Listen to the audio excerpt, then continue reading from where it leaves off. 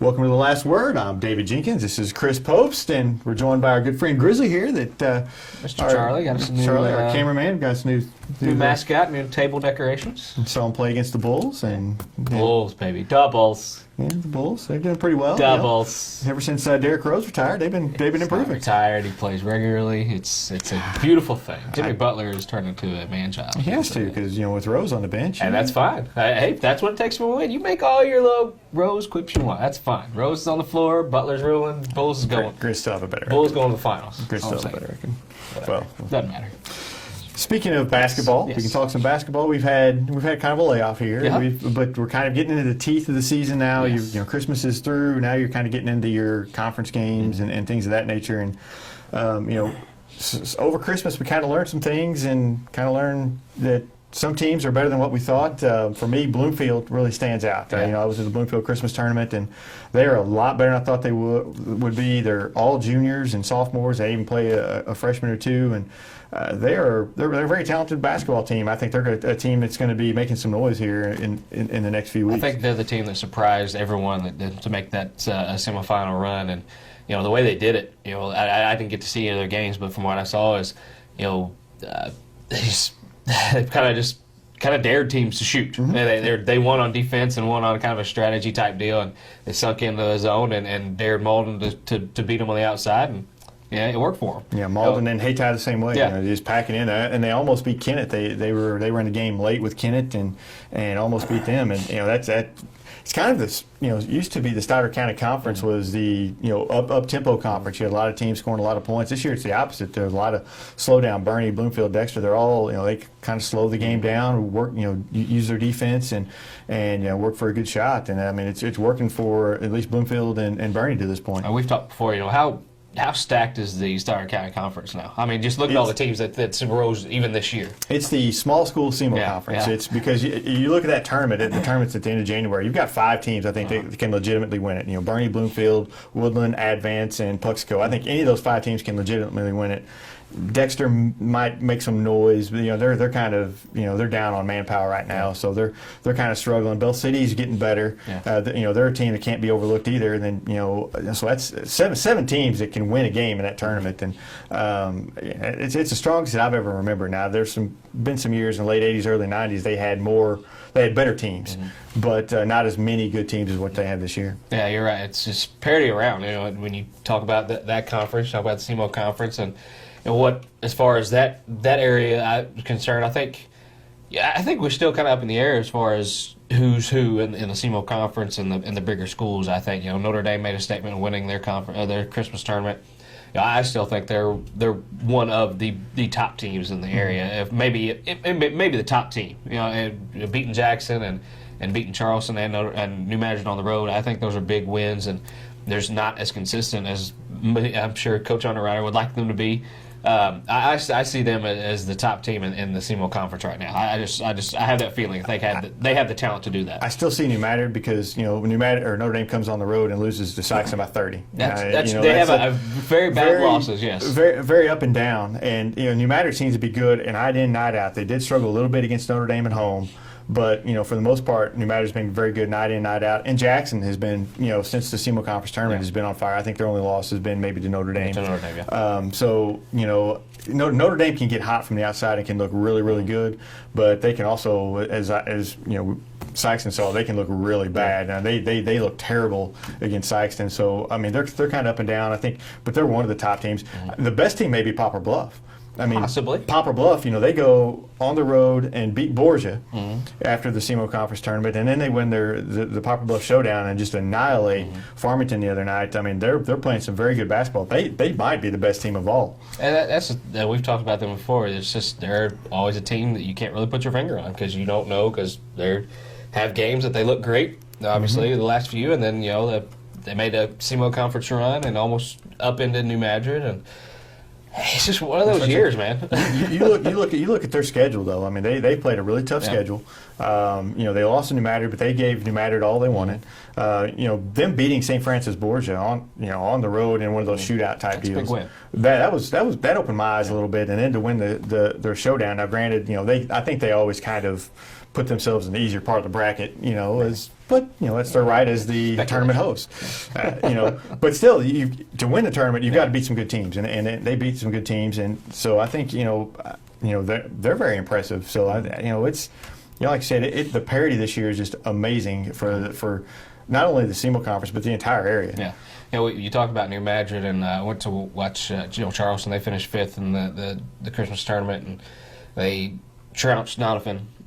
They're getting better. Mm-hmm. I noticed a lot of their pieces are falling into place now. They did lose Tyler Craig Tuesday night against Doniphan. That's going to be kind of a loss, but I think they can manage and fill some spots as far as that goes. Marquavion McCauley, he's back for this second semester. He's a guy inside that can make them go and give them an inside presence. Charleston, like we always say, you never ever count them out. They play New Madrid next week. That's going to be a very entertaining game, and that's going to be telling for the Class 3 the region here, but. When we, like you said, you get into the teeth of the schedule, we've got some great games coming up. Sykeston plays Charleston Friday. Mm-hmm. We got Charleston New Madrid. We got Charleston Scott Central. It's a lot of great games around here. This is the teeth. This is my favorite part of the year as far as right. And you talk about Sykeston a little bit. Sykeston, they've lost 3 starters since the start of the season. Anthony Calero, mm-hmm. he moved back to California, so you lost him now, and their depth is taking a real hit. None of the players they've lost have been like what I would consider impact players, but they're down to the bare bones as far as their bench goes, and I think that's going to have a huge impact. It sounds bad. I have a theory about that. I think it actually might help them down the road and down the stretch. When you have players that's kind of stretched out a little bit, mm-hmm. you try to give everybody minutes. I think now they can kind of concentrate on people who need to get the minutes now. Just play them more. Juwan Kimball, he's a guy that's kind of came on strong. Mm-hmm. He's one that gives him inside presence. He can play more. You got guys that can come in and not share time as often as they have. And depth's good. That's one of the reasons they've been so great, because they have guys interchangeable mm-hmm. parts. But I think now they can kind of concentrate on who needs to be in and who needs the minutes, and I think it helps them. The flip side of that, though, is if someone gets cold, you don't have as many guys to come in off that can maybe get hot. That's true. Foul trouble's an issue. Getting tired is an issue now, where it's never been for Sykeston the way they play in the past. With that intense defense, the way they played against Notre Dame, mm-hmm. Here at the Fieldhouse before Christmas, they were just intense the entire start to finish. You playing with 7-8 players that way, that it gets a little tough to do that. Mm-hmm. It does. So there's a flip side to that, but you may be right. Yeah. It may be they're starting to play better. They went up at the St. Dominic tournament. They lost that championship game to a very good team. Yeah. And top-rated small school in St. Louis. Right, and gave them everything they wanted. Lost by 2 points in overtime. So they're not. It's not like they're getting worse here, even though they're because they were right without 2 of their stars. They'd already lost at that point. Yeah. And Calero, wasn't getting a ton of minutes mm-hmm. as it was. So, but it'll be interesting to see from here on how they kind of gel. Yeah. Who wins Friday? Sykes and Charleston. At Charleston. I think Sykeston wins just because Charleston beat them mm-hmm. first. Charleston will be fired up. Charleston's going to be ready to roll. I think Sykeston wins barely. I think it's going to go to the wire. I'm pick Charleston. You may be right. You don't know. In you really don't. You can pick anybody. And like I said, Charleston's definitely ready. I talked to Bogan after that game against Doniphan. Their mind's on Sykeston. They're ready for him. They know they're coming for him. And like I said, Charleston, they're getting better.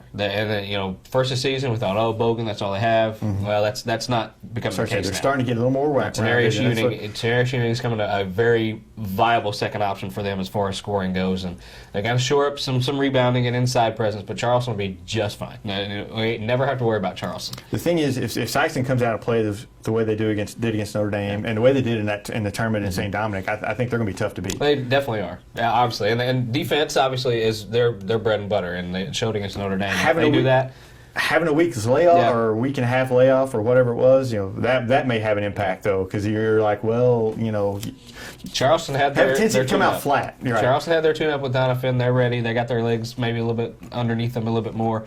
Game speed, by the way. I think the only thing going for Sykeston is it's against Charleston, so they're going to come out ready to go, as opposed to if they were playing anybody else, they might come out a little bit. Sykeston, it's when you talk Sykeston Charleston basketball, you think it's just back and forth rivalry. They get a win here. Sykeston's kind of dominated this rivalry the last 10 games. I think they're 7-3 against Charleston the last 10. You know, But it's Charleston's not won been- 2 of the last 3. if I'm Charleston not has won. mistaken. The last 2 actually. They won the rivalry, And they won last and year. then Yeah, they won the last 2. So they won the last 2. It's one of those deals where you kind of you look back at the history of it, and you know, it is definitely there. You know, you have wins and wins there. I but- can remember back though when Sykeston was favored to just romp, and then all of a sudden some guy you've never heard of from Charleston drains 5 threes. And that's exactly what happened the first matchup with them. You know, they just got hot from 3. Bill Bogan was 6 of 8 from 3-point against Donovan. He was lighting it up. I've never seen him shoot that well. Yeah. And they're ready. It's going to be a great, highly anticipated matchup. Well, there's a lot of other games going on to talk about too. We talked something about the Charleston New Madrid game. That's the one. Do you think Charleston can knock off New Madrid and continue to? But the first of the year after seeing New Madrid win the SEMO conference, I was like, New Madrid finally has a leg up. Now I think they're about even now. I do. I'm just after seeing Charleston and Sykes in the game will have a lot of tell, I think, as far as that goes and where they actually are.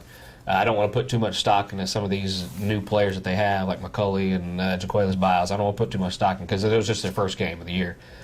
But I think next week, obviously, when they play each other, will tell a lot. But I think New Madrid right now just has a very small, slight edge against them, just because they're a more complete team. They have more players. They have somebody. They've been together. They have their Bogan in Jimerson. They have 3 guys that can hit the 3. They have their inside guy with Aston Newsom. They're more complete, I think, than Charleston is right now.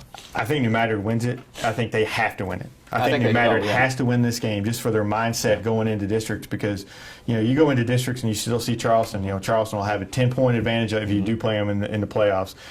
Charleston will be up 10 if you lose this game. Yeah. If you win this game, then you're going, okay, we can beat them. We know we can beat them. And it's a whole different mindset. Yeah. And I think for New Madrid to do anything and make it far to state, I think they have to win the game on Tuesday night against Charleston. New Madrid has a very small tendency to not be ready into certain games. That Notre Dame game was proof that they. That I thought that was a game that they kind of needed to win. I mean, just kind of set their. It was right after the SEMO conference tournament. It was Kind of against a the letdown SEMO. game. It was a SEMO conference opponent. I think it was a game that kind of to tell them hey, here we are. This is our year, and they just kind of let it go. It just kind of slipped through their fingers, and they have a tendency to kind of have games like that. They need to be a little bit more consistent. That's just a pipe dream, obviously, for every team. But they just when you see teams that's just on a mission, you can just tell. And I know they want this to be their year. They kind of have to. They got to be ready for these next few. New Madrid's got a tough. They start out after Christmas. Start out with Kennett. Then they have Malden on Friday night. Malden on Friday, which Saturday could be a very good game. Saturday they have Northwest Academy. Then Tuesday they come back and get and get Charleston. Yeah. So they're gonna be tested. Yeah. They're gonna be tested and ready to go. Notre Dame, they're gonna be tested. They're going to the Springfield Catholic Invitational. There's 3 always tough. Right. They're going to play Duchesne, Springfield Catholic, and St. James from Kansas. All 3 tough teams. So they're going to be ready. This is when you play some tough teams. You have the Tiger Shootout. I think Cape Central's playing Parkway South, and I know they're trying to shore up some things there. You're finally getting some practice time. I think they have some attitudes that need adjusted up there, and they're working on that. So I think that's a good a good test for them. Yeah. And it's a great part of the season, man. It just really is. I mean, you have just tons of games, tons of teams, and get ready for districts. This is mental time. Right. This is what will teach us, or tell us what we're going to see in districts. So I think New Madrid kind of keeps going. I think Notre Dame keeps going. I think they're right now. They're in my opinion, those are some of the 2 top teams in the area. It's just my opinion. Here's something to think. Say Notre Dame wins out, and Sykeston, kind of wins out. Sykeston get that top seed in that district.